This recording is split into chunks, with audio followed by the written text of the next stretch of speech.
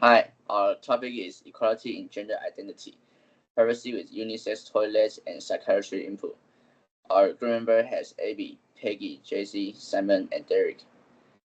So our motivation is a society is more open to the identity concept. Multiple countries are now allowing citizens to change their gender. However, each country has its own requirement that a person has to meet in order to change their gender legally. Right now in Taiwan, transgender requires a certificate from psychiatry and medical institution. However, there are more people requesting transferring their gender without certification and gender affirming surgery. Changing gender without any requirement could cause various problems, such as sport competitions. Even though the gender is the same, the physical differences between sex could create advantage to one specific sex, which will cause inequality for the athlete.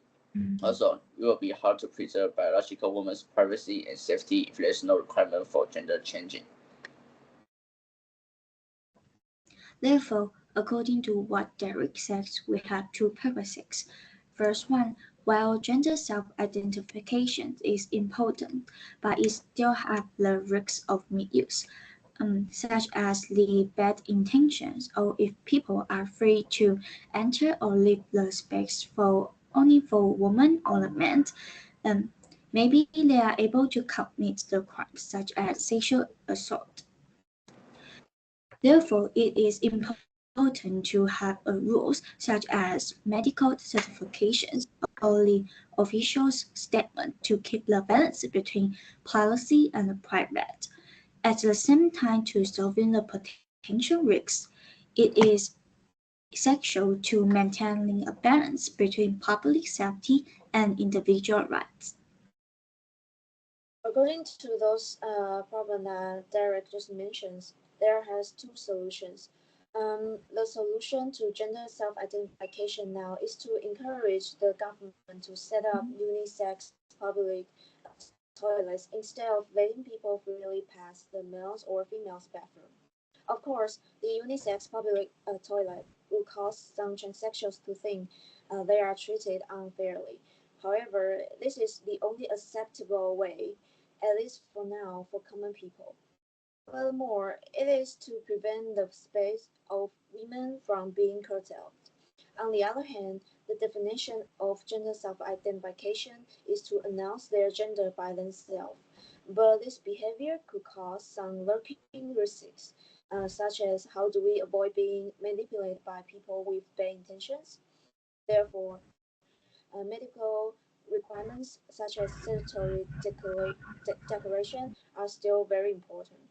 We understand that no one has to apologize for themselves, but in reality, we do not and cannot create our identity by ourselves. Identities are created in interactions that occur between people using public as well as personal criteria. This does not mean that I have no role in establishing my identity. It simply means that I cannot and do not do so by myself. And still, we believe that people should be free to pursue their own agendas, to become whoever they wish to become, provided that they do not hurt others along the way. Is this solution actionable?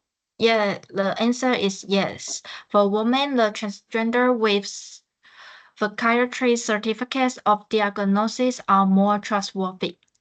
Uh, have the long-term impact. Three, the crime rate. According to a chart of the crime rate, the rate of females are much lower than males.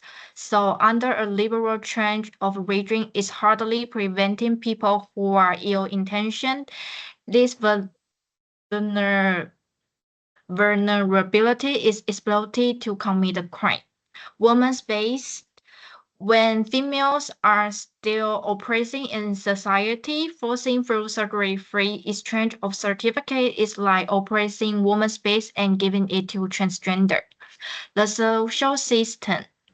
As a rule of social society, a good operation of law needs to build a strong relationship from people. The impact on surgery-free exchange of certificate is on the relationship of trust that society has built over time in women's space. Now I'm going to introduce the resources we need. The Public Policy Online Participation Platform. This platform was established by the National Development Council in 2015, and as a regular channel for citizens to participate in public affairs, it enables Taiwanese citizens to discuss and give advice on policy issues during the drafting and implementation stage. The features of this platform are the collected public opinions on specific policy proposals, inclusivity of different voices, and transparency of the policy-making process.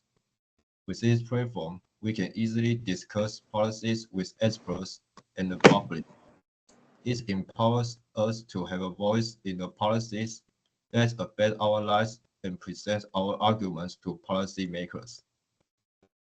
And that's the reference of our groups. Thanks for your watching.